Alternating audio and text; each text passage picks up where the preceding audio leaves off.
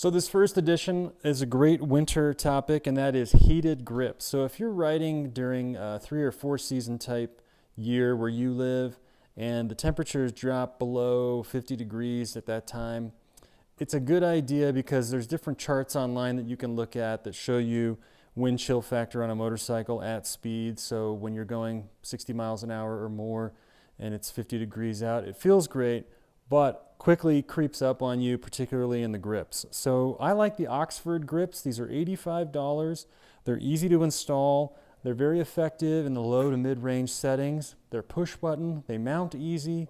They're pretty universal. The challenge on this bike is really sliding the grip over the throttle because there's a sensor. This is a ride-by-wire technology in the 2016 Triumph Tiger here over my right shoulder that makes it a little tricky you can't simply pull the grip off and then pull off whatever's going on under there because the sensor to the fuel delivery is there. So kind of important.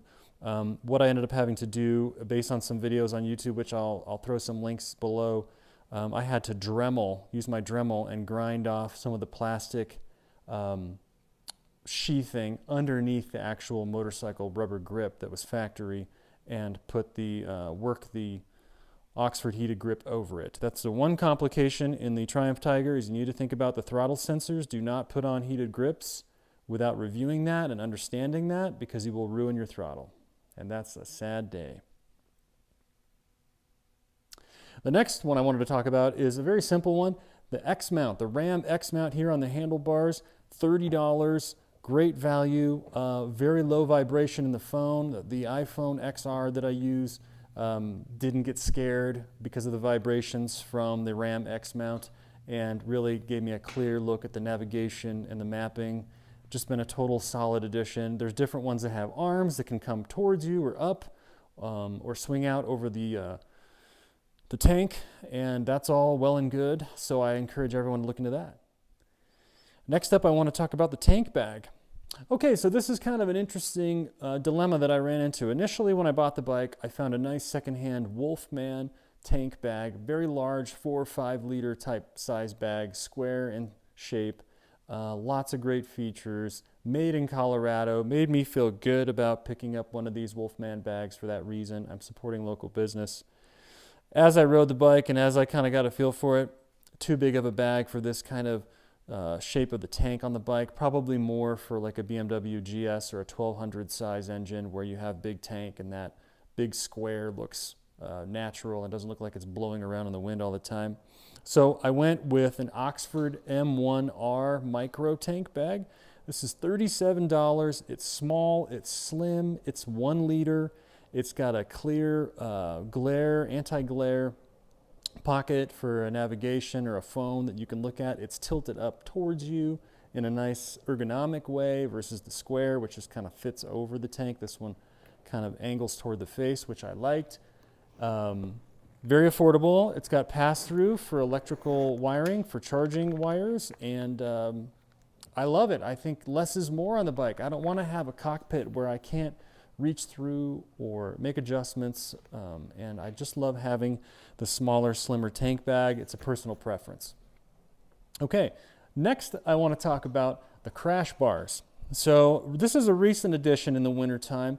If you go online and you look at crash bars for late model Triumph Tigers prior to 2018, some real supply chain issues, some pricing issues in my opinion because of that. And so I found a US-based provider and manufacturer of the crash bars, Outback Motor Tech. And for $375 shipped, $355 for the actual bars themselves, you're getting an inch thick, solid powder-coated tubing, gray or black in color, covers the engine, covers the fairing, and they do great demo videos on their website showing these guys more or less just kind of rolling these bikes into gravel and hard rock and crud, and they do great. So highly recommend that. You can mount a camera on it. It looks very sleek. It's probably about 13 pounds that it's going to add to the bike, so you got to think about that. But I love the ruggedness of them, and I feel like they would do a good job. So the only other manufacturer that made crash bars for the Triumph Tiger that I found to be reasonably priced, well made, and had supply in stock was Happy Trails, which, as you guys know from my previous videos, I've used for my luggage racks on the back of the bike. And they're based in Idaho, so I kind of like that they're around the corner from Colorado. Unfortunately, these are 20% cheaper, just as I feel like well made, and honestly, I kind of like how they look on the bike better than the Happy Trail crash bars. So check out Outback Motortech if you're looking for options for your Tiger or other bikes. They have several adventure models covered. Next up, I want to talk about the luggage. So this will be the Nelson Rig Adventure bags. These are great soft luggage bags, lifetime warranty, 27 liters in each bag, so almost 55 liters of storage. They come with liners. They have several different attachments for straps on the bags themselves that are sewn in. They're 100% waterproof. Now on RevZilla, they sell for $215. On eBay, they've got resellers selling them for $30 less. So check out eBay for Nelson Rig at $185 for both bags, all in with the liners, lifetime warranty. If you're looking at soft luggage and you don't want to break the bank, that's a great option. Now I want to talk about top luggage. So my wife is wanting to ride with me now, and we got her a helmet. She's got appropriate clothing for the riding, but I also wanted a backrest. Now I have a problem with hard luggage in these cases and what they're charging for them. It's a mental block that I just can't work past, to be honest with you. I don't see $500 to $1,500 worth of benefit in these cases that you can't get in some of these hard plastic cases like the Givi here. And the Givi's been making them for all motorcycles for so long. I found a nice secondhand Givi top case, which I'm going to show you here. This is a 40-liter case that I found up the road from another rider who was using it on his V-Strom. And it's 140, but the rack for it, disappointingly, was 140 as well. So for $280, I saved a little bit on the case, but I did have to pay a full price for the rack. And I'm going to go ahead and give a not so great review to Givi and their rack assembly and instruction and install. I felt like the install of that really sucked. I think that I drew templates. I tried to find ways. You end up drilling holes in your plastic cover off the tail of the Tiger bike that comes from the factory that has the Triumph logo on it. And then the rack goes over that, as you can see. And I just feel like, I could never quite get this thing exactly dialed in. I had to re-drill or expand the holes from the template. The template turned out to be not as accurate as I had hoped. There really wasn't a great way to do this, and Givi had no instructions on that with the product. So unfortunately, I can't recommend the Givi rack for ease of install, but I can recommend the box, and I can recommend that it feels solid. It's on the bike, and it's a great backrest. You can also find models with the backrest on it that can be added for an additional charge.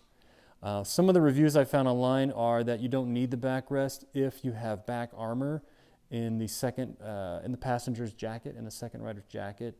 So if you have a passenger who's using a jacket with back armor, you don't really need. The reviews are not that great on paying the extra fee for the back padding on the case itself. So, and that probably adds about 10 pounds, maybe less. If you're fully loaded in this, you can get up to 13 pounds in the Givi case. This is the top monokey case. And so far, so good. Okay, last couple of items. The Happy Trails soft luggage rack here on the side. This adds about 10 pounds to the bike. So if you're keeping track at home, luggage rack 10 pounds, crash bars 13 pounds. So I added roughly 23 pounds to the bike with those two accessories. Not great for a 450-pound bike. So we're adding 5% more weight, more or less, to the bike. But I think that it's obviously adds an incredible amount of function and safety to the bike. So it's worth it. The Happy Trails soft luggage rack was $207 and appears to be well made, 5/8 of an inch thick. So really stout, almost like crash bar material off the back of the bike, which makes it easier to pick up as well if you're riding off-road or fire roads. And then finally, it's another safety feature here I took some time to do. Brakes. The front brakes on this bike were great. They were in good shape. But when I bought the bike a little over a year ago, it did have some worn rear pads. I don't know why they were worn like that. It might have just been the way that the owner at that time, was riding the bike and kind of using the rear brakes more. I kind of feather the rear brakes or use them for emergency stopping. I really don't use the rear brakes a lot for the type of riding that I do. But it was clearly an issue when I rode the bike. I mean, they were pretty worn through. And when I pulled them out, as you can see here, worn past that safety ridge, that little line in the middle of them that shows you where they need to be and when they need to be replaced.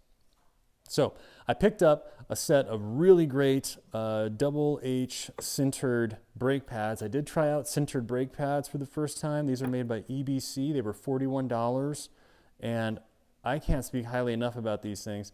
I put them on. I feel like this bike at 450 pounds stops really, really well. Now, honestly, putting any brake pads in there versus what I had are going to be a massive improvement, but I feel like these sintered brakes are what they live up to be. They are worth the hype, and frankly, for 40 bucks and that amount of stopping power, worth it from a safety perspective. So I highly recommend those, and that was another winter edition. Budget about an hour to get those in and out of the caliper and do it properly. And I'm going to go ahead and put a link below for a great video I found from Muddy Sump. So Muddy Sump, if you're out there and you're watching this video, you're the man. I appreciate your video. I love the Irish accent that you've got, or I'm not up on British accents probably as much as I should be, but that's what I think it is. Could be Scottish, but I'm thinking Irish, and I love the narration of the video. Quick, simple, easy to digest. So if you're thinking about doing rear brakes on your Triumph Tiger, check out Muddy Sump's channel. Link below.